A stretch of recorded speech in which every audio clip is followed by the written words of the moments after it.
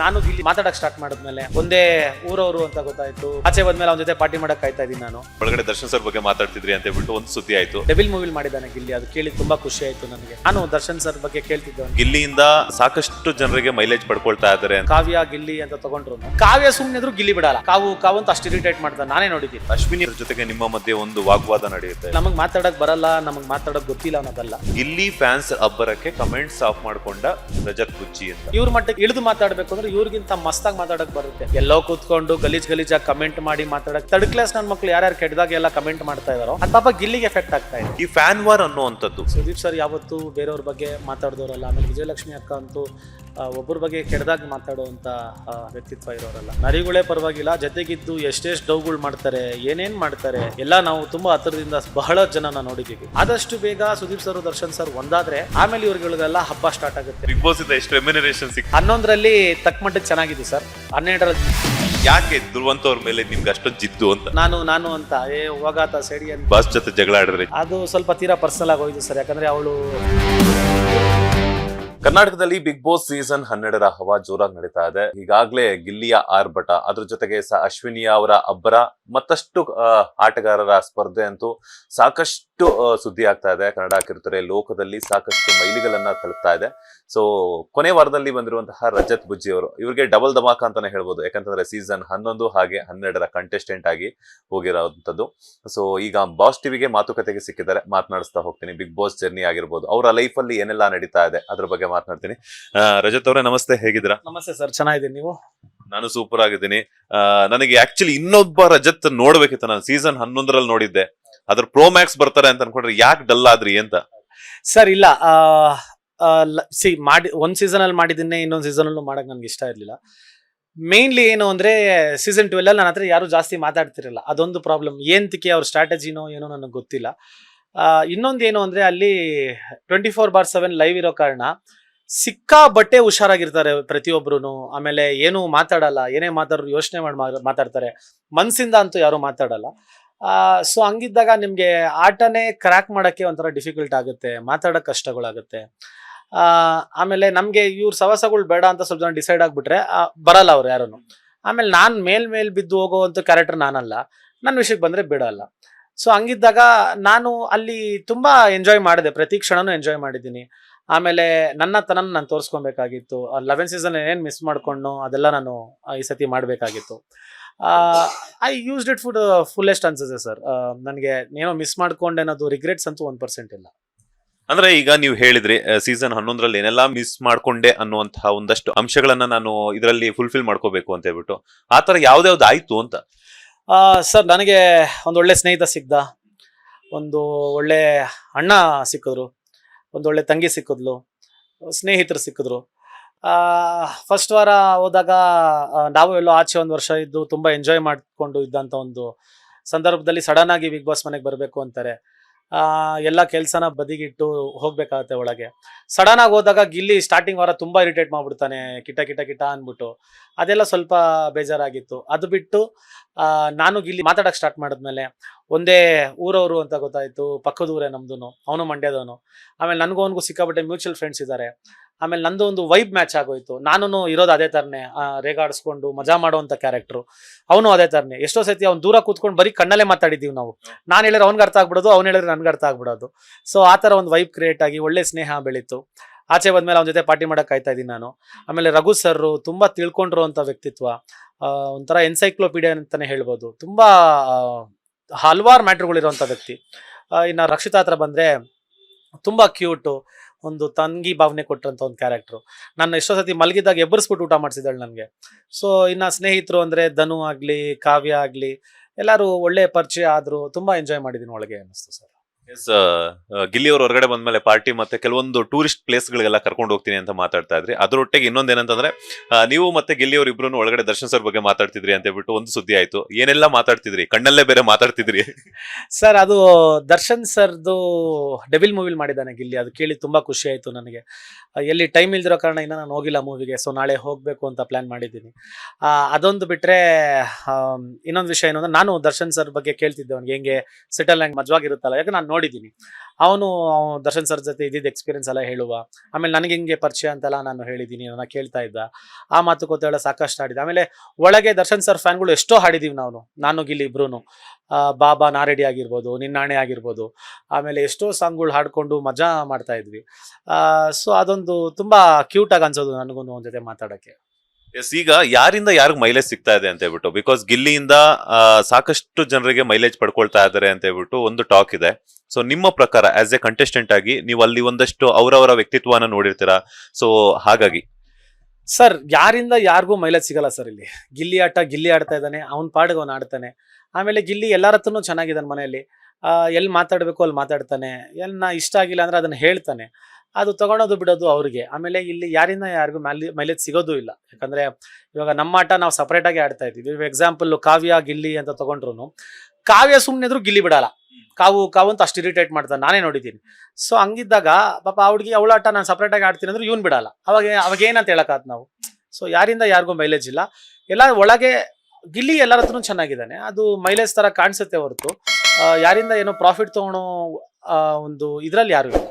ಮತ್ ಯಾಕೆ ರಕ್ಷಿತಾ ಅವರು ಕಾವ್ಯ ಮತ್ತೆ ಸ್ಪಂದನ ಮೇಲೆ ಅಷ್ಟೊಂದು ಕಿಡಿಕಾರ್ತಾರೋ ಅಂತ? ನಾನು ಗಿಲ್ಲಿ ಅವ್ರ ಜೊತೆಗಿದ್ರೆ ಒಂದಷ್ಟು ದಿನಗಳ ಕಾಲ ಸರ್ವೈವ್ ಆಗಬಹುದು ಅನ್ನೋಂಥ ತಾಟ, ಅಥವಾ ಇಲ್ಲ ಅಂತಂದ್ರೆ ಗಿಲ್ಲಿ ಜೊತೆಗಿದ್ರೆ ಒಂದಷ್ಟು ಗಿಲ್ಲಿ ಪರವಾಗಿ ಬರ್ತಿರುವಂತಹ ಓಟುಗಳು ನನಗೆ ಬರುತ್ತಾ ಅಂತ. ಯಾಕಂದ್ರೆ ಇದಕ್ಕಿಂತ ಮುಂಚೆ ಗಿಲ್ಲಿ ಕಾವ್ಯ ಅಂತ ಇತ್ತು, ಅದಾದ ನಂತರ ಗಿಲ್ಲಿ ರಘು ಕಾವ್ಯ, ಅದಾದ ನಂತರ ಗಿಲ್ಲಿ ರಕ್ಷಿತಾ ರಘು ಕಾವ್ಯ ಅಂತ ಬರ್ತಾ ಇತ್ತು. ಯಾಕಂತಂದ್ರೆ ಯಾರ್ಯಾರು ಚೆನ್ನಾಗಿರ್ತಾರೋ ಗಿಲ್ಲಿ ಜೊತೆ ಅವ್ರಿಗೆ ಎಲ್ಲರಿಗೂ ಕೂಡ ಹೋಟ್ಸ್ ಆಗಿರ್ಬೋದು, ಕಮೆಂಟ್ಸ್ ಆಗಿರ್ಬೋದು, ಸೋಷಿಯಲ್ ಮೀಡಿಯಾದಲ್ಲಿ ಜಾಸ್ತಿ ವ್ಯಕ್ತವಾಗ್ತಾ ಇದೆ. ಬೆಸ್ಟ್ ಎಕ್ಸಾಂಪಲ್ ಅಂದ್ರೆ ನೀವೇನೆ. ಯಾಕಂತಂದ್ರೆ ಸ್ಟಾರ್ಟಿಂಗ್ ಹೋದಾಗ ಏನಾಗುತ್ತೆ ಅಂತಂದ್ರೆ ನೀವೇ ಹೇಳಿದ್ರಿ, ಕಿಟ ಕಿರಿಕಿರಿ ಮಾಡ್ತಿರ್ತಾನೆ, ಯಾಕೋ ಎಷ್ಟೋ ಮಾತಾಡ್ತಿದ್ಯಾ ನೀನ್ ಗಿಲ್ಲಿ ಅಂತ ಹೇಳ್ಬಿಟ್ಟು ನಿಮ್ಮ ಮಾತುಗಳೇ ನಾವು ಕೇಳಿದೀವಿ. ಅದಾದ ನಂತರ ಇಬ್ರು ಹೊಂದಾಣಿಕೆ ಆದ್ಮೇಲೆ ನಿಮ್ಮ ಒಂದು ಆಪೋಸಿಟ್ ಆಗಿ ಮಾತಾಡಿದಂತಹ ಒಂದಷ್ಟು ವರ್ಗ ಗಿಲ್ಲಿ ಫ್ಯಾನ್ಸ್ ಏನೆ ನಿಮ್ಮನ್ನ ಸಪೋರ್ಟ್ ಮಾಡೋದಕ್ಕೆ ಶುರು ಮಾಡಿದ್ರು. ಹಾಗಾಗಿ ಸರ್ ನಮಗೆ ಅದ್ರ ಬಗ್ಗೆ ಏನು ಐಡಿಯಾ ಇರಲ್ಲ ಸರ್. ಇವಾಗ ನೋಡಿ, ನನಗೆ ಗಿಲ್ಲಿ ಎಲ್ಲೆಲ್ಲಿ ಮಾತಾಡಿದನೋ ಅದನ್ನು ಅಪೋಸ್ ಮಾಡಿದ್ದೀನಿ. ಹಂಗೆ ಹೇಳಬೇಕು ಅಂದಾಗ್ಲೂ ಅದೇನೋ ನನಗೆ ಒಂದು ಬಕೆಟ್ಗೆ ನೀರು ಹಾಕ್ತಾನೆ. ಅಲ್ಲೂ ನಾನು ಹೇಳಿದೆ, ಏನೋ ಸ್ನೇಹಿತ ಅಂತ ನನಗೆ ಆಗದೆ ಏನೋ ನೀನು ಅಂತಲೂ ನಾನು ಮಾತಾಡಿದ್ದೀನಿ. ಎಲ್ಲೆಲ್ಲಿ ಸ್ಟ್ಯಾಂಡ್ ತೊಗೊಬೇಕು ನಾನು ತೊಗೊಂಡಿದ್ದೀನಿ. ಬಟ್ ನಂದು ಒಂದು ವೈಬ್ ಮ್ಯಾಚ್ ಆಗಿದ್ದ ಕಾರಣ ನಾವು ಚೆನ್ನಾಗಿದ್ವಿ ಹೊರತು. ಇವಾಗ ಎಕ್ಸಾಂಪಲ್ ರಕ್ಷಿತಾ ಹೇಳಬೇಕು ಅಂದರೆ, ಸ್ಪಂದನ ಆಗಲಿ ಕಾವ್ಯ ಆಗಲಿ ಅವರು ಪರ್ಸ್ನಲ್ ಹೊಡೆದಾಡ್ತವ್ರೆ. It's not because of Gilli ಇದಕ್ಕೆ ಸಂಬಂಧನೇ ಇಲ್ಲ. ಸ್ಪಂದನನು ಕಾವ್ಯನು ರಕ್ಷಿತನ ಬಗ್ಗೆ ಮಾತಾಡ್ತಾರೆ. ರಕ್ಷಿತಾ ಮೊದಲೇ ಮಾತು ಕೇಳಲ್ಲ, ಅವಳು ಕೋಪ ಬಂತು ಅಂದ್ರೆ ಒಂಥರ ಮಾರಿ ಆಗ್ಬಿಡ್ತಾಳೆ. ಅವಳು ಸ್ಪಂದನ ಕಾವ್ಯ ವಿರುದ್ಧ ಹೊಡೆದಾಡ್ತಾಳೆ.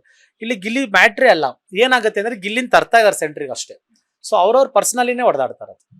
ಮನೆಗೆ ಈಗ ಎಲ್ಲರ ಮನೆಯ ಫ್ಯಾಮಿಲಿ ಮೆಂಬರ್ಸ್ ಎಂಟ್ರಿ ಕೊಟ್ಟಿರುವಂತದ್ದು. ಕಾವ್ಯ ಅವರ ತಮ್ಮ ಹಾಗೇನೆ ತಾಯಿ ಅವರನ್ನ ಇಮಿಡಿಯೇಟ್ ಆಗಿ ಬಿಗ್ ಬಾಸ್ ಹೊರಗಡೆ ಬನ್ನಿ ಅಂತ ಕೇಳ್ತಾರೆ. ಬಿಕಾಸ್ ಆಫ್ ರೂಲ್ಸ್ ಚೇಂಜ್ ಮಾಡಿದಿರಾ, ಬ್ರೇಕ್ ಮಾಡಿದಿರಾ ಅನ್ನೋ ಒಂದು ಕಾರಣಕ್ಕೆ ಅಲ್ಲಿ ಹೋಗ್ಬಿಟ್ಟು ಹೊರಗಡೆ ನಡೀತೀವಿ, ನಿಮ್ಮ ಮತ್ತೆ ಗಿಲ್ಲಿ ಕಾಂಬಿನೇಷನ್ ತುಂಬಾ ಚೆನ್ನಾಗಿ ವರ್ಕೌಟ್ ಆಗ್ತಿದೆ, ಅವ್ರ ಜೊತೆ ನೀರು ಹಂಗೆ ಹಿಂಗೆ ಅಂತ ಹೇಳಿದ್ದಾರೆ ಅಂತ ಹೇಳ್ಬಿಟ್ಟು. ಸೊ ಏನ್ ಹೇಳ್ತೀರಾ? ಬಿಕಾಸ್ ಯಾಕಂದ್ರೆ ಆಸ್ ಎ ಕಂಟೆಸ್ಟೆಂಟ್ ಆಗಿ ರೂಲ್ಸ್ ಬ್ರೇಕ್ ಮಾಡುವಂತದ್ದು, ಹೊರಗಡೆ ಇರುವಂತಹ ವಿಚಾರಗಳನ್ನ ಒಳಗಡೆ ಹೇಳುವಂತದ್ದಾಗಿರ್ಬೋದು, ಅಥವಾ ಅವ್ರಿಗೂ ಕೂಡ ನಮ್ಮ ಮಗಳು ಇನ್ನೊಂದಷ್ಟು ದಿನಗಳ ಕಾಲ ಇದ್ರೆ ಚೆನ್ನಾಗಿರುತ್ತೆ ಅನ್ನೋ ಥಾಟ್ಸ್ ಇರ್ಬೋದೇನೋ ಅಲ್ವಾ? ಸರ್ ಅವ್ರಿಗೆ ಇರೋದ್ರಲ್ಲಿ ಅದು ತಪ್ಪು ಅಂತ ನಾನು ಹೇಳಕ್ಕಾಗಲ್ಲ. ಬಟ್ ಆದರೆ ಒಳಗೆ ಹೋಗ್ಬಿಟ್ಟು ಆಚೆಗಡೆ ಇರೋ ವಿಷಯಗಳನ್ನ ಹೇಳಿದ್ದು ತುಂಬಾ ತಪ್ಪು. ಯಾಕಂದ್ರೆ ಹೊರಗಡೆಯಿಂದ ನಮ್ಗೆ ಹೆಂಗ್ ಕಾಣಿಸ್ತಾ ಇದೆಯೋ ಏನೋ ನಮಗೆ ಗೊತ್ತಿಲ್ಲ. ಬಟ್ ಒಳಗಿದ್ದಾಗ ನಮ್ಗೇನೂ ಗೊತ್ತಾಗಲ್ಲ. ನಮ್ದೇ ಪ್ರಪಂಚ ಅಂತ ಓಡಾಡ್ತಾ ಇರ್ತೀವಿ. ಅದು ಹೆಂಗಾಗತ್ತೆ ಅಲ್ಲಿ ಬಂದಿದ ತಕ್ಷಣನೇ ಅಂತ, ನೀವು ಏನಾದ್ರೂ ಒಂದು ಮಾತಾಡಿದ್ರು ಅಲ್ಲಿ ನಾವು ತುಂಬಾ ಈಸಿ ಆಗ್ಬಿಡುತ್ತೆ ನಮ್ಗೆ ಗೇಮು. ಯಾರೇ ಫ್ಯಾಮಿಲಿ ಅವ್ರು ಬಂದು ಹೇಳಿದ್ರೆ, ನಮ್ಗೊಂದು ಚಿಕ್ಕ ಹಿಂಟ್ ಕೊಟ್ರೆ ನಮ್ಗೆ ಗೇಮ್ ಈಸಿ ಆಗ್ಬಿಡುತ್ತೆ. ನಮ್ಗೆ ಆಚೆಗಡೆ ಏನೂ ಗೊತ್ತಿಲ್ಲದೆ ಒಳಗಡೆ ನಮ್ಮ ವ್ಯಕ್ತಿತ್ವ ಮಾತ್ರ ತೋರಿಸ್ಕೊಂಡು ಆಟಾಡೋದೇ ಟಾಸ್ಕು, ಅದೇ ಬಿಗ್ ಬಾಸ್. ಹಂಗಿದ್ದಾಗ ನೀವು ಆಚೆಗಡೆಯಿಂದ ಬಂದು ಒಳಗೆ ಇನ್ಫಾರ್ಮೇಶನ್ ಕೊಟ್ಬಿಡ್ತೀರಾ ಅಂದಾಗ ಇಟ್ ಬಿಕಮ್ ಸೋ ಈಸಿ. ಆಮೇಲೆ ಅದು ಅನ್ಫೇರ್ ಆಗ್ಬಿಡುತ್ತೆ ಅಲ್ಲಿರೋ ಕಂಟೆಸ್ಟೆಂಟ್ಸ್ಗೂ. ಸೊ ಬಿಗ್ ಬಾಸ್ ಏನು ಮಾಡಿದ್ರು ಅದು ಕರೆಕ್ಟಾಗೆ ಮಾಡಿದ್ದಾರೆ. ಅದನ್ನ ಬಗ್ಗೆ ಮಾತಾಡಬಾರ್ದಾಗಿತ್ತು, ಹೇಳಬಾರ್ದಾಗಿತ್ತು ಅನ್ನೋದೊಂದು ಅಭಿಪ್ರಾಯ. ಅದನ್ನ ಅವ್ರು ಮಾಡಿ ತಪ್ಪು ಅನ್ಸುತ್ತೆ ಸರ್. ಅಶ್ವಿನಿ ಅವ್ರ ಜೊತೆಗೆ ನಿಮ್ಮ ಮಧ್ಯೆ ಒಂದು ವಾಗ್ವಾದ ನಡೆಯುತ್ತೆ, ಸ್ಟುಪಿಡ್ ಅನ್ನುವಂಥ ವಿಚಾರ ಆಗಿರ್ಬೋದು, ಮತ್ತಷ್ಟು ಮಾತುಕತೆ ಚಕಮಕಿ ಎಲ್ಲ ನಡೆಯುತ್ತೆ. ಸೊ ಯಾಕಾಯ್ತು, ಏನಾಯ್ತು ಅನ್ನುವಂಥದ್ದು? ಬಿಕಾಸ್ ಯಾಕಂದ್ರೆ ಒಂದು ಸ್ವಲ್ಪ ಟೆಲಿಕಾಸ್ಟ್ ಇನ್ನೊಂದು ಸ್ವಲ್ಪವನ್ನ ಹೈಡ್ ಮಾಡಿದ್ದಾರೆ ಅಂತ ಹೇಳ್ಬಿಟ್ಟು ಒಂದಷ್ಟು ವರ್ಗ ಮಾತನಾಡ್ಕೊಳ್ತಾ ಇದ್ರೆ, ಅದಕ್ಕೆ ಏನ್ ಕ್ಲಾರಿಫಿಕೇಶನ್ ಕೊಡ್ತೀರಾ? ಸರ್ ಸ್ಟುಪಿಡು ಅಂತೆಲ್ಲ ಮಾತಾಡಿದ್ರೆ ಅದಕ್ಕೆಲ್ಲ ಕ್ಲಾರಿಫಿಕೇಶನ್ ನಾನು ಕೊಡಬೇಕಾಗಿರೋ ಅವಶ್ಯಕತೆ ಇಲ್ಲ. ಅವತ್ತು ಸುದೀಪ್ ಸರ್ ವೇದಿಕೆ ಮೇಲೆ ಏನು ಹೇಳಬೇಕು ಅದನ್ನ ಸೂಕ್ಷ್ಮ ರೀತಿಯಿಂದ ಅವ್ರಿಗೆ ಹೇಳಿದ್ದಾರೆ, ಹೆಂಗೆ ಮಾತಾಡ್ಬೇಕು, ಹೆಂಗೆ ಬಿಡಬೇಕು ಅಂತ. ಆಮೇಲೆ ನಮಗೆ ಮಾತಾಡೋಕೆ ಬರಲ್ಲ, ನಮಗೆ ಮಾತಾಡೋಕೆ ಗೊತ್ತಿಲ್ಲ ಅನ್ನೋದಲ್ಲ ಸರ್. ಒಂದು ನಿಜ ಹೇಳಬೇಕು ಅಂದರೆ, ಒಂದು ವಿಷಯದಲ್ಲಿ ಕರೆಕ್ಟಾಗಿ ನಾವು ನೇರವಾಗಿ ಹೇಳಿದ್ವಿ ಅಂದರೆ ಅದನ್ನ ಸಾವಿರಾರು ಆಯ್ಮ ಕೊಟ್ಬಿಟ್ಟು ಸಾವಿರಾರು ರೀತಿ ತಿರುಗಿಸೋ ಶಕ್ತಿ ಇರುವಂಥ ಕೇಪಬಿಲಿಟಿ ಅಶ್ವಿನಿ ಅವ್ರಿಗೆ. ಸೊ ಆ ವಿಷಯಕ್ಕೆ ನನಗೂ ಅವ್ರಿಗೂ ಜಗಳ ಆಗ್ತಾ ಇತ್ತು ಒಳಗಡೆ. ಆಮೇಲೆ ಸ್ವಲ್ಪ ಹಲವಾರು ವಿಷಯಗಳು ಮಾತಾಡಿದ ರೀತಿಯಲ್ಲಿ ಎಲ್ಲ ಮಾತಾಡಿದ್ದಾರೆ, ವಿಮೆನ್ ಕಾರ್ಡ್ ಅನ್ನೋದು ಪ್ಲೇ ಮಾಡಿ. ಅದು ನನಗೆಲ್ಲೋ ಬೇಜಾರಾಗಿ ನಾನು ಹೇಳಿದ್ದು ಉಂಟು ಬಿಗ್ ಬಾಸ್ಗೆ, ಇದು ಟೆಲಿಕಾಸ್ಟ್ ಆಗಲೇಬೇಕು, ಸುದೀಪ್ ಸರ್ ಇದನ್ನು ಅಡ್ರೆಸ್ ಮಾಡಬೇಕು ಅಂದಾಗ ಎಲ್ಲೋ ನಮ್ಮ ಘನತೆಗೆ ಇಲ್ಲ ಅಶ್ವಿನಿ ಅವ್ರ ಘನತೆಗೆ ಇಲ್ಲ ಶೋ ಘನತೆಗೆ ಎಲ್ಲೋ ಧಕ್ಕೆ ತರೋ ಒಂದು ಸಂದರ್ಭಕ್ಕೆ ಅವ್ರು ಬಹುಶಃ ಅದನ್ನು ತೋರಿಸಿಲ್ಲ ಅನ್ಸುತ್ತೆ. ಬಟ್ ಆದರೆ ವುಮೆನ್ ಕಾರ್ಡ್ ಅದನ್ನು ತುಂಬ ಪ್ಲೇ ಮಾಡ್ತಾರೆ sir, which I personally don't like. ಆಮೇಲೆ ಅಂಥವ್ರಿಂದ ನಾನು ತುಂಬ ದೂರ ಇರ್ತೀನಿ. ನನಗೆ ರೀಸೆಂಟಾಗಿ ಗೊತ್ತಾಗಿದ್ದ ವಿಷಯ, ಅಶ್ವಿನಿ ಅವ್ರ ಅಮ್ಮನೇ ಬಂದು ಖುದ್ದಾಗಿ ಎಲ್ಲರಿಗೂ ಸಾರಿ ಕೇಳಿದಾರಂತೆ ಓಪನ್ ಆಗಿ. ಆ ತಾಯಿಗೆ ನನ್ನ ಕಡೆಯಿಂದ ಏನಾದರೂ ಬೇಜಾರಾಗಿದ್ರೆ ನಾನು ಸಾರಿ ಅವ್ರಿಗೆ ಹೇಳ್ತೀನಿ ಸರ್. ನೀವಂತೂ ಬಿಗ್ ಬಾಸ್ ಕಂಟೆಸ್ಟೆಂಟ್ ಆಗಿ ಹೋಗ್ತಿರೋ ಒಳಗಡೆ ಸ್ಟಾರ್ಟಿಂಗ್ ಅಲ್ಲಂತೂ ಗೆಸ್ಟ್ ಆಗಿ ಹೋಗ್ತೀರಾ, ಅದಾದ ನಂತರ ಕಂಟೆಸ್ಟೆಂಟ್ ಆಗಿ ಅಂತ ಹೇಳ್ಬಿಟ್ಟು ಸುದೀಪ್ ಸರ್ ಎಲ್ಲ ಅನೌನ್ಸ್ಮೆಂಟ್ ಎಲ್ಲ ಆದ್ಮೇಲೆ ಕೆಲವೊಂದಷ್ಟು ಸ್ಟಾರ್ಟಿಂಗ್ ಏನ್ ಕಿರಿಕಿರಿ ಆಯ್ತು ನಿಮ್ಮ ಮತ್ತೆ ಗಿಲ್ಲಿ ನಡುವೆ, ಆ ಒಂದು ಸಂದರ್ಭದಲ್ಲಿ ನಿಮ್ಮ ಸೋಷಿಯಲ್ ಮೀಡಿಯಾದಲ್ಲಿ ಕಮೆಂಟ್ಸ್ ಆಫ್ ಮಾಡ್ಕೊಳ್ತಾರೆ. ಹೊರಗಿನ ಪ್ರಪಂಚದ ಜನರು ಏನ್ ಅರ್ಥ ಮಾಡ್ಕೊಂತಿದ್ದಾರೆ ಅಂದ್ರೆ ಗಿಲ್ಲಿ ಫ್ಯಾನ್ಸ್ ಅಬ್ಬರಕ್ಕೆ ಕಮೆಂಟ್ಸ್ ಆಫ್ ಮಾಡ್ಕೊಂಡ ರಜತ್ ಬುಜ್ಜಿ ಅಂತ.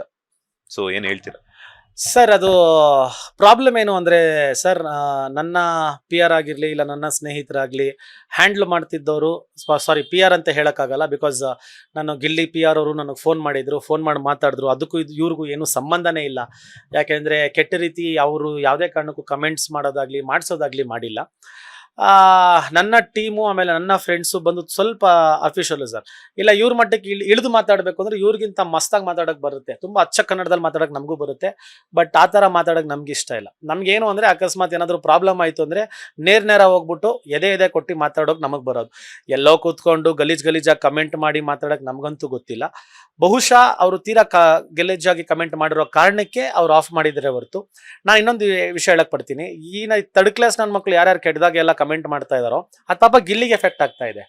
ಅಂದ್ರೆ ಗಿಲ್ಲಿ ಫ್ಯಾನ್ಸ್ ಇಂಥವ್ರ, ಗಿಲ್ಲಿನ ಇಷ್ಟಪಡೋರು ಇಂಥವ್ರ, ಗಿಲ್ಲಿನ ಇಷ್ಟಪಡೋರು ಇಷ್ಟು ಲೋಕಲ್ ಅವರ ಅಂತ ಅದು ಅವನು ಕೆಟ್ಟ ಹೆಸರಾಗುತ್ತೆ. ಇವ್ರುಗಳಿಗೆಲ್ಲ ಮಾಡೋವಾಗ ಗಿಲ್ಲಿಗೂ ಒಂದು ತಂದೆ ತಾಯಿಗಳು ಇರ್ತಾರೆ, ಫ್ಯಾಮಿಲಿ ಇರ್ತಾರೆ, ಹೆಂಗೋ ಹಂಗೆ ಬೇರೆಯವ್ರಿಗೂ ಒಂದು ತಂದೆ ತಾಯಿಗಳು ಇರ್ತಾರೆ, ಫ್ಯಾಮಿಲಿ ಇರ್ತಾರೆ ಅಂತ ನೋಡ್ಕೊಂಡು ಮಾಡಬೇಕು. ಈ ಥರ ಕೆಟ್ಟದಾಗ ಮಾತಾಡೋ ಕಿತ್ತೋದ್ ನನ್ನ ಮಕ್ಳಿಗೂ ಫ್ಯಾಮಿಲಿ ಇರುತ್ತೆ ತಾನೆ, ತಂದೆ ತಾಯಿ ಇರ್ತಾರೆ, ಇಲ್ಲ ಫ್ಯಾಮಿಲಿಗಳು ಇರ್ತಾರೆ, ಇಲ್ಲ ಬೀದಿಲಿರೋ ನಾಯಿಗಳ. ಇವರು ತಾಕತ್ತಿದ್ಯಾ ಬಂದು ನನ್ನ ಮುಂದೆ ಮಾತಾಡಲಿ, ನನ್ನ ಮನೆ ಅಡ್ರೆಸ್ ಕೊಡ್ತೀನಿ, ನನ್ನ ಹತ್ರ ಬಂದು ಮಾತಾಡಲಿ. ತಾಕತ್ತಿಲ್ದಿರೋ ಕಿತ್ತೋದ್ ನನ್ನ ಮಕ್ಕಳೆಲ್ಲ ಎಲ್ಲೋ ಕೂತ್ಕೊಂಡು ಮಾಡೋ ನಾಯಿಗಳಿಗೆ ನಾನು ರಿಪ್ಲೈ ಮಾಡೋಕ್ಕೂ ನಾನು ಇಷ್ಟಪಡಲ್ಲ ಸರ್. ಇದಕ್ಕೆ ಇನ್ನೊಂದು ಆಡ್ ಆನ್ ಮಾಡಕ್ಕೆ ಇಷ್ಟಪಡ್ತೀನಿ ನಾನು. ಲಾಸ್ಟ್ ಟೈಮ್ ನಾನು ಯಾವುದೋ ಒಂದು ವಿಚಾರವಾಗಿ ವಿನಯ್ ಗೌಡ ಅವರೊಟ್ಟಿಗೆ ಮಾತಾಡಕ್ಕೆ ಹೋಗ್ತೀನಿ. ಆ ಒಂದು ಸಂದರ್ಭದಲ್ಲಿ ಹೇಳ್ತಾರೆ ಅವ್ರಿಗಾಗಿರುವಂತದ್ದು ಆಗಿರ್ಬೋದು. ಈಗ ಒಂದು ಬಿಗ್ ಬಾಸ್ ಕಂಟೆಸ್ಟೆಂಟ್ ಆಗಿ ಪಿ ಆರ್ ನೇಮಕ ಮಾಡ್ಕೊಳ್ಳುವಂಥದ್ದು ಅವ್ರ ಇಷ್ಟ. ಇವಾಗ ನಿಮ್ ಕೆಲವೊಬ್ರು ನೀವೇ ಹೇಳಿದ್ರಿ ನಿಮ್ಮ ಫ್ರೆಂಡ್ ಹ್ಯಾಂಡಲ್ ಮಾಡ್ತಿದ್ದಾರೆ ಅಂತ ಹೇಳ್ಬಿಟ್ಟು. ಅದಾದ ನಂತರ ಅವರ ಕೆಲವೊಬ್ಬರೆಲ್ಲ ಫ್ರೆಂಡ್ ಕೈಲಿ ಕೊಡಕ್ಕಾಗಿಲ್ಲ ಅಂದ್ರೆ ಪಿ ಆರ್ ಚೆನ್ನಾಗಿ ಗೊತ್ತಿದ್ರೆ ನನಗೆ ಸ್ವಲ್ಪ ಪ್ರಮೋಷನ್ ಜಾಸ್ತಿ ಸಿಗುತ್ತೆ ಅಂತ ಪಿ ಆರ್ ಟೀಮ್ ನ ಹ್ಯಾಂಡಲ್ ಮಾಡ್ಕೊಂತಾರೆ, ಅಂದ್ರೆ ಅವ್ರಿಗೆ ವಹಿಸ್ಕೊಡ್ತಾರೆ. ಆದ್ರೆ ಕೆಲವೊಬ್ಬ ಕಂಟೆಸ್ಟೆಂಟ್ ಗಳ ಪಿ ಆರ್ ಟೀಮ್ಗಳು ಏನ್ ಮಾಡ್ತಿದ್ರು ಅಂದ್ರೆ ಅವರ ಕಂಟೆಸ್ಟೆಂಟ್ ಗಳನ್ನ ಪ್ರಮೋಷನ್ ಮಾಡಿದ್ರು ಅವ್ರ ಜವಾಬ್ದಾರಿ. ಆದ್ರೆ ಬೇರೊಬ್ಬರ ಬಗ್ಗೆ ಅಪಪ್ರಚಾರ ಮಾಡುವಂತದ್ದಾಗಿರ್ಬೋದು, ನೀವು ಹೇಳ್ದಂಗೆ ಅಮ್ಮ ಅಕ್ಕ ಫ್ಯಾಮಿಲಿ ತಗೊಂಡ್ಬರುವಂತದ್ದು ಎಷ್ಟು ಮಟ್ಟಿಗೆ ಸರಿ ಅಂತ? ಅದೇ ಸರ್, ಅದು ಹಲವಾರು ಜನ ಮಾಡ್ತಾ ಇದ್ದಾರೆ. ಪಿ ಆರ್ ಕೆಲಸ ಮಾಡ್ಲಿ, ಅದ್ಭುತವಾಗಿ ಮಾಡ್ಲಿ, ಪಾಪ ಅವ್ರ ದುಡಿಮೆನೆ ಅದು, ಅವ್ರ ಕೆಲಸನೇ ಅದು. ಹಂಗಿದ್ದಾಗ ಹೆಂಗ್ ಮಾಡ್ಬೇಕು ಅಂದಾಗ ಬೇರೆಯವ್ರಿಗೆ ಹರ್ಟ್ ಮಾಡೋದಲ್ಲ. ನೀವು ನಿಮ್ಮವ್ರನ್ನ ಮೇಲೆ ಎತ್ತಿರಿ, ತೊಂದರೆ ಇಲ್ಲ. ನಮ್ಮ ಹುಡುಗ ಧೀರ, ನಮ್ಮ ಹುಡುಗ ಶೂರ, ನಮ್ಮ ಹುಡುಗ ಕಿಲಾಡಿ, ಏನ್ ಬೇಕಾದ್ರು ಹೇಳಿ, ತೊಂದರೆ ಇಲ್ಲ. ಬೇರೆಯವ್ರನ್ನ ವೇಸ್ಟ್ಗಳು ಮಾಡ್ಬೇಡ್ರಿ. ಯಾಕಂದ್ರೆ ಬೇರೆಯವರು ಕಷ್ಟಪಟ್ಟು ಆಡ್ತಾ ಇರ್ತಾರೆ, ಬೇರೆಯವರು ಮಾಡ್ತಾ ಇರ್ತಾರೆ. ಅದು ಬಿಟ್ಟು ತೀರಾ ಹೊರತುಪಡಿಸಿ ಅಮ್ಮ ಅಕ್ಕ ಅಂತ ಮಾತಾಡೋದು ಫ್ಯಾಮಿಲಿವರೆಗೂ ಬರೋದು ಚೆನ್ನಾಗಿ ಕಾಣಿಸಲ್ಲ. ಇದು ನನ್ನ ಪ್ರಕಾರ ಯಾವ ಪಿ ಆರ್ಗಳು ಮಾಡಲ್ಲ. ಇದು ಆಚೆಗಡೆ ಇರೋ ಸ್ವಲ್ಪ ಜನ ಚೀಪ್ ಥರ್ಡ್ ರೇಟೆಡ್ ನಾಯಿಗಳಿರುತ್ತೆ, ಅವ್ರುಗಳು ಮಾತ್ರ ಮಾಡ್ತಾರೆ. ಯಾಕಂದ್ರೆ ಫ್ಯಾಮಿಲಿ ಬಗ್ಗೆ ಯಾರು ಮಾತಾಡಲ್ಲ ಸರ್. ಇವಾಗ ಪಕ್ಕಾ ಅಭಿಮಾನಿ ಆಗಿದ್ದವನು, ಇವಾಗ ನೋಡಿ ಸರ್, ಒಬ್ಬ ಟ್ರೂ ಸ್ಟ್ಯಾಂಡರ್ಡ್ ಅಭಿಮಾನಿ ಆಗಿದ್ದವನು ಯಾರ ಫ್ಯಾಮಿಲಿ ಬಗ್ಗೆನೂ ಮಾತಾಡಲ್ಲ. ಇವಾಗ ಎಕ್ಸಾಂಪಲ್ ಹಂಗೆ ತಗೊಬೇಕು ಅಂದಾಗ ದರ್ಶನ್ ಸರ್ ಫ್ಯಾನ್ಸ್ ಆಗಿರ್ಲಿ, ಸುದೀಪ್ ಸರ್ ಫ್ಯಾನ್ಸ್ ಆಗಲಿ, ಉಪೇಂದ್ರ ಸರ್ ಫ್ಯಾನ್ಸ್ ಆಗಲಿ, ಶಿವಣ್ಣನ್ ಫ್ಯಾನ್ಸ್ ಆಗಲಿ, ಆಮೇಲೆ ಧ್ರುವ ಸರ್ಜಾ ಅವ್ರ ಫ್ಯಾನ್ಸ್ ಆಗಲಿ ಸರ್, ಎಲ್ಲರಿಗೂ ಒಂದು ಬಳಗ ಇರುತ್ತೆ, ಅಭಿಮಾನ ಅಂತ ಇರುತ್ತೆ. ಯಾರು ಆಪೋಸಿಟ್ ಹೀರೋ ಬಗ್ಗೆ ಕೆಟ್ಟದಾಗ ಮಾತಾಡಲ್ಲ, ಕೆಳಗಾಗಿ ಮಾತಾಡಲ್ಲ. ಅಂದ್ರೆ ಅವರ ಟ್ರೂ ಅಭಿಮಾನ ಎಲ್ಲಿ ತೋರಿಸ್ತಾರೆ? ಚಿತ್ರಮಂದಿರದಲ್ಲಿ ಮೂವಿಗಳು ನೋಡ್ತಾರೆ, ಸಿನಿಮಾನ ಗೆಲ್ಲಿಸ್ತಾರೆ, ಅದ್ರ ಮೂಲಕ ಅವರು ಫ್ಯಾನಿಸಮ್ ತೋರಿಸ್ತಾರೆ ಹೊರತು ನೀವು ಎಲ್ಲೋ ಕೂತ್ಕೊಂಡು ಯಾರೋ ಹೀರೋ ಬಗ್ಗೆ, ಅವರು ಕಷ್ಟಪಟ್ಟು ಮಾಡಿರೋ ಮೂವಿಗಳ ಬಗ್ಗೆ ಅವ್ರ ಫ್ಯಾಮಿಲಿನ ಹೇಳಿದೆಲ್ಲ ಮಾತಾಡೋರು ನೀವು ಫ್ಯಾನ್ಸೇ ಅಲ್ಲ. ಆ ಥರ ಇವಾಗ ಎಕ್ಸಾಂಪಲ್, ಇವಾಗ ಗಿಲ್ಲಿ ಎಷ್ಟು ಹೆಸರು ಮಾಡ್ತಾ ಇದ್ದಾನೆ, ಎಷ್ಟು ಒಳ್ಳೆ ಹೆಸರು ಮಾಡ್ತಾ ಇದ್ದಾನೆ. ನನ್ನ ತಮ್ಮ ಅವನು, ನನ್ನ ಸ್ನೇಹಿತ, ನನಗಿನ್ನ ಖುಷಿ ಅವ್ನು ಗೆದ್ರೆ ಇವ್ರಿಗಿಂತ ನಾನು ಖುಷಿ ಪಡ್ತೀನಿ ಜಾಸ್ತಿ. ಅವನ ಜೊತೆ ಜಾಸ್ತಿ ಟೈಮ್ ಸ್ಪೆಂಡ್ ಮಾಡಿದವ್ನು ನಾನು, ಜೊತೆ ಕೂತ್ಕೊಂಡು ನಗಾಡಿರೋನು ನಾನು ಕೌಂಟರ್ಗಳು ಕೊಟ್ಟಿರೋನು ನಾನು. ಸೊ ಹಂಗಿದ್ದಾಗ ನನಗೆ ಗಿಲ್ಲಿ ತುಂಬ ಹತ್ರದಿಂದ ಗೊತ್ತು, ನನ್ನ ಸ್ನೇಹಿತ ಅವನು. ಹಂಗಿದ್ದಾಗ ನಿಮ್ಗೆ ಯಾರ್ಯಾರು ಎಲ್ಲೋ ಗೊತ್ತಿಲ್ದಿರೋವೆಲ್ಲ ಎಲ್ಲೋ ಕೂತ್ಕೊಂಡು ನಿಮ್ಮ ಬೆಳೆಕಾಯಿ ಬೇಯಿಸ್ಕೊಳಕ್ಕೆ, ಎಲ್ಲೋ ಒಂದು ಕಿತ್ತೋದು ಒಂದು ವಿಡಿಯೋ ಮಾಡಿಬಿಟ್ಟು ನಿಮಗೆ ಫಾಲೋವರ್ಸ್ ಬರೋಕ್ಕೆ, ನಿಮ್ಗೆ ಯಾವುದೋ ಒಂದು ಚೀಪ್ ಲೈಕ್ಸ್ ಬರೋಕ್ಕೆ ಬೇರೆಯವ್ರ ಬಗ್ಗೆ ಮಾತಾಡಬೇಡ್ರಿ. ನೀವು ಕರೆಕ್ಟಾಗಿ ಅಪ್ಪನ ಕೊಟ್ಟಿದ್ರೆ ಮುಂದೆ ಬಂದು ಮಾತಾಡ್ರಿ, ಅದು ಬೇರೆ ವಿಷಯ. ಅದು ಆಗಲ್ಲ ನಿಮ್ಮ ಕೈಯಲ್ಲಿ. ಎಲ್ಲೋ ಕೂತ್ಕೊಂಡು ಕಮೆಂಟ್ಗಳು ಮಾಡಬೇಡ್ರಿ. ಅದು ಪಾಪ ಅವನಿಗೆ ಎಫೆಕ್ಟ್ ಆಗುತ್ತೆ, ಬೇರೆಯವ್ರ ಫ್ಯಾಮಿಲಿಗೆ ಎಫೆಕ್ಟ್ ಆಗುತ್ತೆ, ಬೇರೆಯವ್ರು ನೋಡೋರ್ಗೆ ಹರ್ಟ್ ಆಗುತ್ತೆ. ಅದು ನಮಗೂ ಒಂದು ಸ್ವಲ್ಪ ಪ್ರೀತಿ ಅಭಿಮಾನ ಕೊಡೋರು ಜನಗಳು ಇರ್ತಾರೆ, ಅವ್ರಿಗೆ ನೋವುಗಳಾಗುತ್ತೆ. ನೀವು ಬೇರೆಯವ್ರನ್ನ ಇಲ್ಲ ಆಕ್ಚುಲಿ ಬೇರೆಯವ್ರನ್ನ ಬೆಳೆಸೋದಕ್ಕೆ ಇವ್ರು ಮಾಡ್ತಾ ಇಲ್ಲ, ಇವ್ರ ಫಾಲೋವರ್ಸ್ ಮಾಡ್ಕೊಳಕ್ಕೆ, ಇವ್ರ ಲೈಕ್ಗಳು ಬರ್ಸ್ಕೊಳಕ್ಕೆ, ಈ ತರ ಎಲ್ಲ ಚೀಪ್ ಮಾಡೋ ಅಂತ ಕಿತ್ತೋದವು ಇದನ್ನ ಮಾಡಬೇಡ್ರಿ ಅಂದ್ರೂ ಮಾಡ್ತವೆ. ಸೊ ಅಂಥವ್ರ ಬಗ್ಗೆ ಮಾತಾಡೋದು ಬೇಡ ಅನ್ಸುತ್ತೆ ಸರ್. ಈಗ ಸ್ಯಾಂಡಲ್ವುಡ್ ಸಿನಿಮಾ ರಂಗದಲ್ಲಿ ನೀವು ಕಿಚ್ಚ ಸುದೀಪ್ ಅವರಿಗೂ ಕೂಡ ತುಂಬಾ ಒಳ್ಳೆ ನಂಟನ್ನ ಇಟ್ಕೊಂಡಿದ್ದಾರೆ. ಅವರೊಟ್ಟಿಗೂ ಕೂಡ ದರ್ಶನ್ ಅವರೊಟ್ಟಿಗೂ ಕೂಡ ಒಳ್ಳೆ ಬಾಂಡಿಂಗ್ ಅನ್ನ ಇಟ್ಕೊಂಡಿದ್ದಾರೆ. ಬಿಕಾಸ್ ಯಾಕಂತಂದ್ರೆ ಸಾಕಷ್ಟು ಬಾರಿ ಸಂದರ್ಶನಗಳಲ್ಲೂ ಕೂಡ ಹೇಳಿರುವಂತದ್ದು ಈ ಫ್ಯಾನ್ ವಾರ್ ಅನ್ನುವಂಥದ್ದು. ಬಿಕಾಸ್ ಯಾಕಂತಂದ್ರೆ ಕಿಚ್ಚ ಸುದೀಪ್ ಅವರು ಹೇಳಿರುವಂತದ್ದು ಪೈರಸಿ ಅಂತ ಹೇಳ್ಬಿಟ್ಟು ಕ್ಲಿಯರ್ ಕಟ್ ಆಗಿ ಹೇಳಿದ್ದಾರೆ. ಆದ್ರೆ ವಿಜಯಲಕ್ಷ್ಮಿ ಅವರು ಅದು ಯಾರಿಗೆ ಹೇಳಿದ್ರು ಅಂತ ಹೇಳ್ಬಿಟ್ಟು ಅವ್ರಿಗೆ ಗೊತ್ತಿಲ್ಲ. ಅಂದ್ರೆ ಅವ್ರಿಗೆ ಗೊತ್ತಿಲ್ಲ ಮೀನ್ಸ್ ಲೈಕ್ ಯಾರಿಗೆ ಹೇಳಿದ್ರು ಅಂತ ನಮಗಳು ಗೊತ್ತಿಲ್ಲ, ಬಟ್ ಅವ್ರಿಗೆ ಗೊತ್ತಿರುತ್ತೆ ಯಾರಿಗೆ ಹೇಳಿದೀನಿ ಅನ್ನುವಂಥದ್ದು. ಎಲ್ಲೋ ವೇದಿಕೆಗಳ ಮೇಲೆ ಮಾತಾಡ್ತಾರೆ, ಮಾಧ್ಯಮಗಳ ಮುಂದೆ ಮಾತಾಡ್ತಾರೆ. ದರ್ಶನ್ ಅವ್ರು ಇದ್ದಾಗ ಮಾತಾಡಲ್ಲ, ದರ್ಶನ್ ಅವ್ರು ಇದ್ದಾಗ ಬೆಂಗಳೂರಲ್ಲಿ ಇರ್ತಾರೆ ಇಲ್ವೋ ಅಂತ ಗೊತ್ತಿಲ್ಲ ಅಂತ ಹೇಳ್ಬಿಟ್ಟು. ಆದ್ರೆ ಯಾವ್ಯಾವ ಅವ್ರಿಗೆ ಬೇಕಾದಂಗೆ ನೀವು ಹೇಳ್ದಂಗೆ ಅವ್ರವ್ರ ಆಯಾಮಕ್ಕೆ ತಕ್ಕಂಗೆ ಪ್ರಮೋಷನ್ಗಳನ್ನ ಗ್ಲೈಸ್ಗೋಸ್ಕರ ಇದೆಲ್ಲ ಮಾಡ್ತಾ ಇದ್ದಾರೆ. ಸೊ ಏನ್ ಹೇಳ್ತೀರಾ ಸರ್? ಸರ್, ಸುದೀಪ್ ಸರ್ ಆಮೇಲೆ ವಿಜಯಲಕ್ಷ್ಮಿ ಅಕ್ಕ ಕೊಟ್ಟಿರೋ ಸ್ಟೇಟ್ಮೆಂಟ್ ಬಗ್ಗೆ ಮಾತಾಡೋಷ್ಟು ದೊಡ್ಡವನಲ್ಲ ಸರ್. ಅವ್ರವ್ರಿಗೆ ಏನೇನು ಮಾತಾಡ್ತಾ ಇದೀವಿ ಅಂತ ಗೊತ್ತು. ಆಮೇಲೆ ಸುದೀಪ್ ಸರ್ ಯಾವತ್ತೂ ಬೇರೆಯವ್ರ ಬಗ್ಗೆ ಮಾತಾಡ್ದವ್ರಲ್ಲ. ಆಮೇಲೆ ವಿಜಯಲಕ್ಷ್ಮಿ ಅಕ್ಕ ಅಂತೂ ಒಬ್ಬರ ಬಗ್ಗೆ ಕೆಟ್ಟದಾಗಿ ಮಾತಾಡುವಂಥ ವ್ಯಕ್ತಿತ್ವ ಇರೋರಲ್ಲ. ಸೊ ನನಗೆ ಅದೇ ಹೇಳತ್ತಿರೋ ಪ್ರಕಾರ ನಂಗೆ ದರ್ಶನ್ ಸರ್ ಬಗ್ಗೆನೂ ಗೊತ್ತಿರೋ ವಿಷಯ, ಸುದೀಪ್ ಸರ್ ಬಗ್ಗೆನೂ ಗೊತ್ತಿರೋ ವಿಷಯ. ಸುದೀಪ್ ಸರ್ ಯಾವತ್ತೂ ನಾವು ಮನೆಗೆಲ್ಲ ಹೋದಾಗ ಒಂದು ದಿವಸ ದರ್ಶನ್ ಸರ್ ಬಗ್ಗೆ ಮಾತಾಡ್ದವ್ರಲ್ಲ, ಕೆಳಗಾಕಿ ಪೋಟ್ರೆ ಮಾಡಿದವರಲ್ಲ. ದರ್ಶನ್ ಸರ್ ಒಂದ್ ದಿವಸ ಕೆಟ್ಟದಾಗ ಮಾತಾಡಿದವರಲ್ಲ, ಇಲ್ಲ ಸುದೀಪ್ ಸರ್ ಬಗ್ಗೆ ಹೇಟ್ರೆಡ್ನೆಸ್ ತೋರಿಸಿದಿಲ್ಲ. ಇಬ್ರು ಯಾವತ್ತು ಇಬ್ಬರ ಬಗ್ಗೆನೂ ಮಾತಾಡ್ಕೊಂಡಿಲ್ಲ. ಹಂಗಿದ್ದಾಗ ಯಾರ್ಯಾರೋ ಮಧ್ಯದಲ್ಲಿ ಬಂದು ಅವರು ಬೇಳೆಕಾಯಿಗಳು ಬೇಯಿಸ್ಕೊಳಕ್ಕೆ ನಾವ್ ಹಿಂಗೆ ನಾವ್ ಹಂಗೆ ಅಂತೆಲ್ಲ ಆಡ್ತವ್ರೆ. ಆದಷ್ಟು ಬೇಗ ಸುದೀಪ್ ಸರ್ ದರ್ಶನ್ ಸರ್ ಒಂದಾದ್ರೆ ಆಮೇಲೆ ಇವ್ರಿಗೆಲ್ಲ ಹಬ್ಬ ಸ್ಟಾರ್ಟ್ ಆಗುತ್ತೆ ಅನ್ನೋದು ನನಗೆ ಪರ್ಸನಲ್ ಅಭಿಪ್ರಾಯ. ಆಮೇಲೆ ಇವ್ರಿಗೆಲ್ಲ ಸ್ಟಾರ್ಟ್ ಆಗ್ಬೇಕು. ಇವ್ರು ಟಮಟೆ ಓಪನ್ ಆಗೋದೇ ಅವಾಗ. ಯಾರ್ಯಾರು ಮಧ್ಯದಲ್ಲಿ ಆಟ ಆಡ್ತಾರೋ ಅವ್ರ ಟಮಟೆಗಳು ಓಪನ್ ಆಗೋದೇ ಅವಾಗ ಆಗತ್ತೆ, ಅತಿ ಶೀಘ್ರದಲ್ಲಿ. ಅಂದ್ರೆ ಈಗ ಏನಂತಂದ್ರೆ ಸುದೀಪ್ ಸರ್ ಮತ್ತೆ ದರ್ಶನ್ ಸರ್ ಮಾತನಾಡದೇ ಇರುವಂತದ್ದೇ ಅವರ ಒಂದು ಬೇಳೆಯನ್ನ ಬೇಯಿಸ್ಕೊಳ್ಳೋದಕ್ಕೆ ಮೇನ್ ರೀಸನ್ ಆಗ್ತಿದೆ ಅಂತ ನೀವು ಹೇಳ್ತಾ ಇದ್ರ. ಬಿಕಾಸ್ ಯಾಕಂತಂದ್ರೆ ಅವರಿಬ್ರು ಒಂದಾಗ್ಬಿಟ್ರೆ ಯಾರ್ಯಾರು ಎಲ್ಲೆಲ್ಲಿ ತಂದಿಕ್ತಿದ್ದಾರೆ, ತಮಾಷೆ ನೋಡ್ತಿದ್ದಾರೆ ಅನ್ನುವಂಥದ್ದು ಗೊತ್ತಾಗುತ್ತೆ ಅಂತ. Definitely sir. ಯಾಕಂದ್ರೆ ಸರ್ ಎಷ್ಟೋ ಜನ ನಾನ್ ನೋಡಿರೋ ಪ್ರಕಾರ ಈ ನರಿಗಳೇ ಪರವಾಗಿಲ್ಲ ಸರ್, ನರಿಗಳೇ ಪರವಾಗಿಲ್ಲ. ಜೊತೆಗಿದ್ದು ಎಷ್ಟೆಷ್ಟು ಡೌಗಳು ಮಾಡ್ತಾರೆ, ಏನೇನ್ ಮಾಡ್ತಾರೆ ಎಲ್ಲ ನಾವು ತುಂಬಾ ಹತ್ತಿರದಿಂದ ಬಹಳ ಜನನ ನೋಡಿದೀವಿ. ಅವ್ರುಗಳೆಲ್ಲ ಸ್ವಲ್ಪ ಸೈಲೆಂಟ್ ಆಗಿ ಕೆಲಸಗಳು ನೋಡ್ಕೊಂಡು ಹೋದ್ರೆ ಅವ್ರವ್ರದ್ದು ಚೆನ್ನಾಗಿರುತ್ತೆ. ಯಾಕಂದ್ರೆ ಯಾರ ಬಗ್ಗೆನೂ ಕೆಳಗಾಕಿ ಮಾತಾಡೋದು ಬೇಡ, ಇನ್ನೊಬ್ಬರ ಬಗ್ಗೆ ಕಮೆಂಟ್ ಮಾಡೋದು ಬೇಡ. ನಾನು ಅವಾಗಲೇ ಹೇಳ್ದಂಗೆ ಎಲ್ಲರೂ ನಾನು ದರ್ಶನ್ ಸರ್ ಫ್ಯಾನ್ ಅಂತಾರೆ. ಹೌದು, ನಾನು Darshan sir fan. But actually ನಾನು ಜೈಲ್ಗೆ ಹೋಗಿದ್ದಾಗ ನನ್ನ ಕಾಪಾಡಿದ್ದು ಸುದೀಪ್ ಸರ್.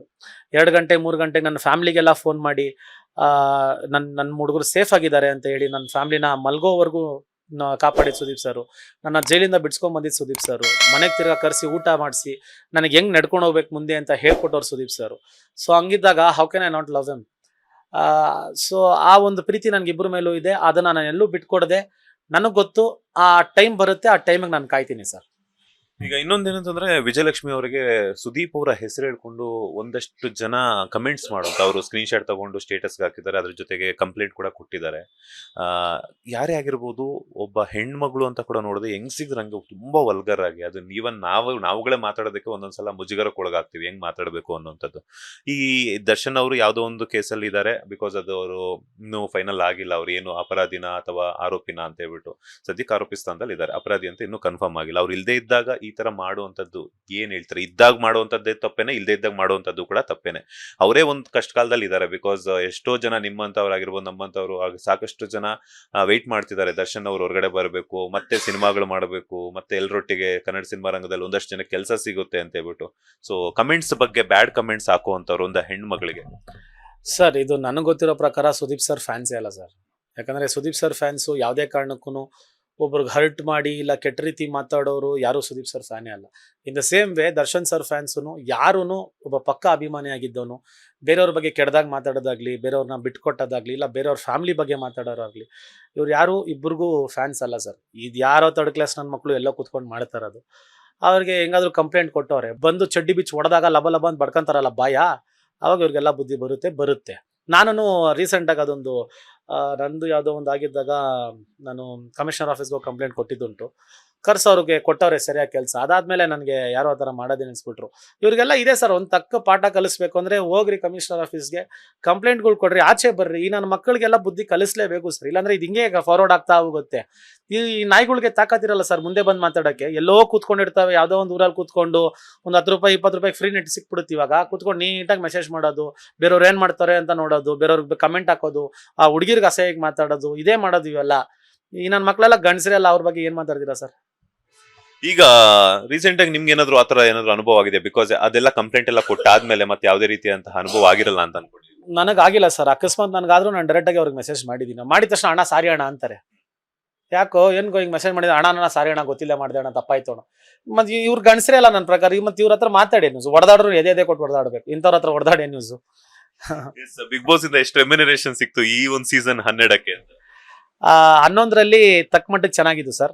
12ರಲ್ಲಿ ತುಂಬಾ ಒಳ್ಳೆ ಸಂಭಾವನೆ ಸಿಕ್ತು. ಅದೆಲ್ಲ ಕೊಟ್ಟಿರೋದು ಬಿಗ್ ಬಾಸ್ ಮನೆನೇ. ನನಗೆ ತುಂಬಾ ಖುಷಿ ಆಗುತ್ತೆ. ಆಮೇಲೆ ಜನರು ಪ್ರೀತಿ ಗಳಿಸಿದೀನಿ ಅನ್ನೋದೊಂದು ಹೆಮ್ಮೆ ಇದೆ. ಇದೇ ಪ್ರೀತಿನ ಯಾವುದೇ ಕಾರಣಕ್ಕೂ ನಿಮ್ಗೆ ಯಾರಿಗೂ ನೋವಿಸದೆ ಇದನ್ನ ಮುಂದೆ ತಗೊಂಡು ಹೋಗ್ತೀನಿ ಅಂತ ಹೇಳ್ತಾ, ಸಮಸ್ತ ಕನ್ನಡಿಗರಿಗೆ ನ್ಯೂ ಇಯರ್ ಹಾರ್ದಿಕ ಶುಭಾಶಯಗಳು. All the very best. ಎಲ್ಲರಿಗೂ ಒಳ್ಳೇದಾಗ್ಲಿ ಅಂತ ಕೇಳ್ಕೊಂತ ಇದೀನಿ. Thank you so much sir. Dhruvanth ಅವರ ವಿಚಾರವಾಗಿ ಬರೋಣ. ಧ್ರುವಂತ್ ಅವರು ಎಲಿಮಿನೇಟ್ ಆಗಿ ಹೋಗ್ತಾರೆ ಅಂತ ಹೇಳ್ಬಿಟ್ಟು ನೀವ್ ಅನ್ಕೊಂಡಿದ್ರೆ, ಆದ್ರೆ ಸೀಕ್ರೆಟ್ ರೂಮ್ಗೆ ಧ್ರುವಂತ್ ಹಾಗೇನೆ ರಕ್ಷಿತಾ ಹೋಗ್ತಾರೆ ಅಂತ ಒಂದ್ ಸಂದರ್ಭದಲ್ಲಿ ನೀವ್ ಒಂದ್ ಮಾತು ಹೇಳ್ತೀರಾ, ಆ ಹುಡುಗಿ ಹೋಗ್ಬೇಕಾದ್ರೆ ಇಡೀ ಮನೆನೇ ಕಣ್ಣೀರ್ ಆಗ್ತು, ನನ್ನ ಮಗ ಹೋಗ್ಬೇಕಾದ್ರೆ ಒಬ್ಬರಾದ್ರೂ ಮಾತಾಡಿಲ್ಲ ಅಂತ ಹೇಳ್ಬಿಟ್ಟು. ಯಾಕೆ ಧ್ರುವಂತ್ ಅವ್ರ ಮೇಲೆ ನಿಮ್ಗೆ ಅಷ್ಟೊಂದು ಜಿದ್ದು ಅಂತ? ಸರ್ ಜಿದ್ದು ಅನ್ನೋದಲ್ಲ ಸರ್. ನನಗೇನು ಅಂದ್ರೆ ನನಗೆ ಯಾರಾದ್ರೂ ಒಬ್ರ ಹತ್ರ ಮಾತಾಡ್ಬೇಕು, ಇಲ್ಲ ಒಬ್ರ ಹತ್ರ ಟೈಮ್ ಸ್ಪೆಂಡ್ ಮಾಡಬೇಕು ಅಂದಾಗ ನನ್ಗೆ ಆ ವೈಬ್ ಮ್ಯಾಚ್ ಆಗಬೇಕು. ಆಮೇಲೆ ಆರ ಇರಬೇಕು. ಇವಾಗ ಯಾರೇ ಆಗಿರ್ಲಿ, ಒಂದು ಹುಡುಗರು ಮಾತಾಡಿದಾಗ ಒಂದು ತೂಕ ಇರಬೇಕು, ಇಲ್ಲ ಮಾತಾಡಬೇಕು ಅನ್ನಿಸ್ತು. ಅವನು ಏನ್ ಗೊತ್ತಾ ಸರ್, ನಾನು ನಾನು ನಾನು ಅಂತಾನೆ. ನಾನು ಅನ್ನೋದ್ರಲ್ಲಿ ಎಲ್ಲರೂ ಒಳ್ಳೇದೇ, ಅದು ಹೇಳೋದು ಒಳ್ಳೇದೇ. ಇವಾಗ ನಾನು ಅಂತೀನಿ ನಾನು ಅಂತ, ಹಂಗೆ ನಡ್ಕೊಬೇಕಲ್ಲ. ಹಂಗೆ ನಡ್ಕೊಳಲ್ಲ ಅವನು, ಅದೊಂದು ತಪ್ಪು. ಮಾತಾಡೋದು ನನ್ನ ಟಾರ್ಗೆಟ್ ಮಾಡ್ತಾರೆ. ನನ್ನ ಟಾರ್ಗೆಟ್ ಯಾರೂ ಮಾಡಿಲ್ಲ ಅವನ್ನ. ಅವನು ಆಚೆ ಹೋಗೋವಾಗ ಒಬ್ರು ಮಾತಾಡಿಲ್ಲ. ಆಮೇಲೆ ಹೋದ್ಮೇಲೆ ತಲೆನೂ ಕೆಡಿಸ್ಕೊಂಡಿಲ್ಲ ಅವನ ಬಗ್ಗೆ, ಹೋಗವನೇ ಅಂತ. ಹಂಗಿದ್ದಾಗ ಅವ್ನು ಯಾಕೆ ಅವ್ನಿಗೆ ಹಂಗೆ ಆಡ್ತಾನೆ ಅನ್ನೋದೇ ಒಂದು ಹೆಟೆಡ್ನೆಸ್ ಇತ್ತು. ಆಮೇಲೆ ಆಚೆನೂ ನನಗೊಂದು ಪರಿಚಯ. ಆಚೆನೂ ಹಂಗೆ ಅವನು ನಾನು ಅಂತ ಹೋಗಾತ ಸೆಡಿ ಅಂತ ಅಲ್ಲೇನ ಅವನ್ನ ಮಾತಾಡಿಸ್ತಾ ಇರಲಿಲ್ಲ. ಇನ್ನು ಒಳಗೆ ಮಾತಾಡಿಸ್ತಾ ಇರೋದಕ್ಕೆ ಅವ್ನು ಪರ್ಸನಲಿ ತಗೊಂಡಿದ್ದ. I don't mind about it. Boss ಜೊತೆ ಜಗಳ ಆಡಿದ್ರೆ ಚೈತ್ರ ಅವ್ರ ಜೊತೆ ಅದು ಸ್ವಲ್ಪ ತೀರಾ ಪರ್ಸನಲ್ ಆಗಿ ಹೋಯ್ತು ಸರ್. ಯಾಕಂದ್ರೆ ಅವಳು ಫ್ಯಾಮಿಲಿ ಬಗ್ಗೆ ಮಾತಾಡಿದ್ದೆಲ್ಲೋ ತಪ್ಪಾಯ್ತು. ಆ ಒಂದು ನೋವು ನನಗಿದೆ. ಅದು ಮಾತಾಡಬಾರ್ದಾಗಿತ್ತು. ಆಮೇಲೆ ನಾನು ಒಂದು ಕೌಂಟ್ರ್ ಕೊಟ್ಬಿಡ್ತೀನಿ. ಅದು ಅವಳಿಗೆ ತೀರಾ ಬೇಜಾರಾಗುತ್ತೆ. ಯಾಕಂದ್ರೆ ಇವಾಗ ಯಾರಾದ್ರೂ ಒಬ್ರು ಮಾತಾಡಿದ್ರೆ ನಾವು ವಾಪಸ್ ಮಾತಾಡದೆ ಅಂತೂ ಇರೋಕ್ಕಾಗಲ್ಲ. ಮಾತಾಡೋಕ್ಕಿಂತ ಮುಂಚೆ ಯೋಚನೆ ಮಾಡಿ ಮಾತಾಡ್ಬೇಕಾಯ್ತು. ಮಾತಾಡಿದ ಮೇಲೆ ನಾನು ಹೆಂಗ್ ಮಾತಾಡೋದ್ನೋ ಅದನ್ನ ತಲೆ ಕೆಡಿಸ್ಕೊಂಡಿದ್ದು ನನ್ನ ತಪ್ಪಲ್ಲ. ಸೊ ಒಳ್ಳೇದಾಗ್ಲಿ, ಅವಳಿಗೆ ಚೆನ್ನಾಗಿರ್ಲಿ ಅಂತ ಕೇಳ್ಕೊಂತೀನಿ ಅಷ್ಟೇ. ನಿಮ್ಮ ಪ್ರಕಾರ ಬಿಗ್ ಬಾಸ್ ಅಲ್ಲಿ ಯಾರು ತುಂಬಾ ಸ್ಟ್ರಾಂಗ್, ಯಾರು ತುಂಬಾ ಡಮ್ಮಿ? ಸ್ಟ್ರಾಂಗ್ ಅನ್ನೋದು ಗಿಲಿನ ಜನ ಸ್ಟ್ರಾಂಗ್ ಮಾಡಿದ್ರು. Raghu sir strong, Rakshita mentally strong, Dhanu strong but ಇನ್ನು ಆಚೆ ಬಂದಿಲ್ಲ. ಕಾವ್ಯ ಮೆಂಟಲಿ ಫಿಸಿಕಲಿ ಎರಡೂ ಸ್ಟ್ರಾಂಗು. ಇನ್ನು ಮಿಕ್ದವರೆಲ್ಲ ಡಮ್ಮಿನೇ ಸರ್. ಯಾರು ತುಂಬಾ ವರಸ್ಟ್ ಕಂಟೆಸ್ಟೆಂಟ್? ಅಶ್ವಿನಿ ಅವರು, ಧ್ರುವಂತು. ಒನ್ ವರ್ಡ್ ಆನ್ಸರ್ ಕೊಡೋದು ಸ್ಪಂದನ. ಈಗ ಅಂದ್ರೆ not fit for Bigg Boss. ಈಗ ಇನ್ನೊಂದೇನಂದ್ರೆ ಯಾರ್ಯಾರು ಹೆಂಗೆ one word answer last starting ಇಂದ ಏನೋ ಒಂದಷ್ಟು ಹೆಸರುಗಳು ಕೇಳ್ಕೊಂಡು ಹೋಗ್ತೀನಿ, ನೋಡ್ಕೊಂಡು ಹೋಗಿರ್ತಾರ ಬಿಗ್ ಬಾಸ್ ಅಲ್ಲಿ. ಸೊ ಹೊರಗಡೆ ಬಂದಿರುವಂತಹ ಕಂಟೆಸ್ಟೆಂಟ್ ಗಳ ಹೆಸರನ್ನು ಕೂಡ ಆಡ್ ಮಾಡ್ಕೊಂತೀನಿ. ಕರಿಬಸಪ್ಪ ಅವರು ಇನ್ನೋಸೆಂಟ್ ಸರ್. ಅಂದ್ರೆ ಒಂದು ಟೈಮಲ್ಲಿ ಸಿಕ್ಕಾಬಟ್ಟೆ ಒಳ್ಳೆ ಹೆಸರು ಮಾಡಿದಂಥವ್ರು, ಒಳ್ಳೆ ಬಾಡಿ ಬಿಲ್ಡ್ರು, ಅವರು ಕ್ಷೇತ್ರದಲ್ಲಿ ತುಂಬಾನೇ ಒಳ್ಳೆ ಹೆಸರು ಸಂಪಾದನೆ ಮಾಡಿದ್ದವರು. ಬಟ್ ಇತ್ತೀಚೆಗೆ ಪಾಪ ಯಾಕಂಗೆ ಅನ್ನೋದು ಒಂದು ಕ್ವಶನ್ ಮಾರ್ಕು. ಸ್ವಲ್ಪ ಯೋಚನೆ ಮಾಡಿ ಮಾತಾಡಿದ್ರೆ ಒಳ್ಳೇದಾಗುತ್ತೆ.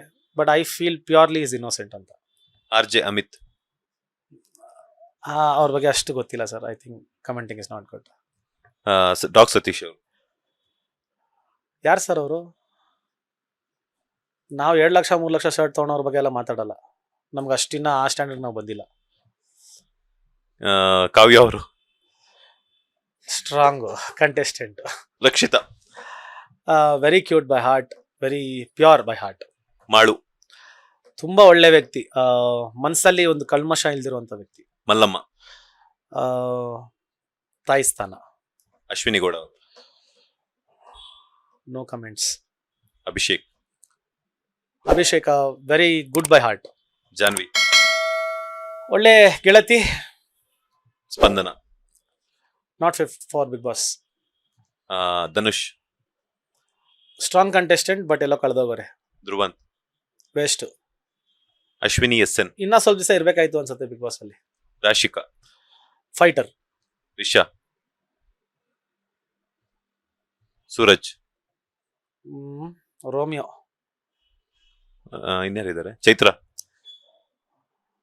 ಬಿಗ್ ಬಾಸ್ ನೆಕ್ಸ್ಟ್ ಟೈಮ್ ಇಂದ ಬರ್ಲೇಬೇಡ. ಮದುವೆ ಮಾಡ್ಕೊಂಡಿರಿ, ಆರಾಮಾಗಿ ಸಂಸಾರ ಮಾಡ್ಕೊಂಡಿರಿ, ಅಷ್ಟೇ ಸಾಕು. ಮಂಜು ಬಶ್ನಿ. ಅವರು ಇನ್ ಸ್ವಲ್ಪ ದಿವಸ ಇರ್ಬೇಕಾದ್ ಬಿಗ್ ಬಾಸ್ಗೆ. ಫೈನಲಿ ಕನ್ನಡ ಜನತೆಗೆ ಏನ್ ಹೇಳ್ತೀರಾ ಅಂತ? ಇಡೀ ಕರ್ನಾಟಕ ಜನತೆಗೆ ಹೊಸ ವರ್ಷದ ಆರ್ಥಿಕ ಶುಭಾಶಯಗಳು. ನನಗೆ ಹೋದ ಸೀಸನ್ ಎಷ್ಟು ಪ್ರೀತಿ ಕೊಟ್ಟು ಸ್ಟ್ರೆಂತ್ ಕೊಟ್ಟು ನಿಂತಿದ್ದೀರಿ ಅಂತ ಗೊತ್ತು. ಈ ವರ್ಷನೂ ಅಷ್ಟೇ ಪ್ರೀತಿ ಕೊಟ್ಟಿದ್ದೀರಾ. ನಿಮ್ಮ ಪ್ರೀತಿಗೆ ಯಾವತ್ತಿದ್ರು ಸದಾ ಚಿರಋಣಿ. And thank you so much. ಎಲ್ಲರಿಗೂ ಒಳ್ಳೇದಾಗ್ಲಿ. ಕಾಕ್ರೋಚ್ ಸುದಿ ಅವ್ರ ಬಗ್ಗೆ ಮರ್ತೋಗ್ಬಿಡಿ. Darling. Thank you so much sir. ಒಳ್ಳೇದಾಗ್ಲಿ. All the best. Thank you sir. Thank you sir. ಇದಾಗಿತ್ತು ಬಿಗ್ ಬಾಸ್. ಅದ್ರ ಜೊತೆಗೆ ಸಾಕಷ್ಟು ಟ್ರೆಂಡಿಂಗ್ ಅಲ್ಲಿ ಇರುವಂತಹ ರಜತ್ ಅವರ ಮಾತು. ಕ್ಯಾಮರಾ ಪರ್ಸನ್ ರಾಘವೇಂದ್ರ ಸ್ವಾಮಿ ಜೊತೆ Manjunath Srinivas, boss TV Kannada, Bengaluru. Latest ಹಾಗೂ ಇಂಟ್ರೆಸ್ಟಿಂಗ್ ಸುದ್ದಿಗಳಿಗಾಗಿ ಬಾಸ್ ಟಿವಿ ಕನ್ನಡ ಚಾನೆಲ್ನ ಸಬ್ಸ್ಕ್ರೈಬ್ ಮಾಡಿ. ಹಾಗೆಯೇ ಬೆಲ್ ಐಕಾನ್ ಪ್ರೆಸ್ ಮಾಡಿ. ಇದರ ಜೊತೆಗೆ ಫೇಸ್ಬುಕ್, ಇನ್ಸ್ಟಾಗ್ರಾಮ್, ಎಕ್ಸ್ ನಲ್ಲೂ ಮಿಸ್ ಮಾಡದೆ ಫಾಲೋ ಮಾಡಿ.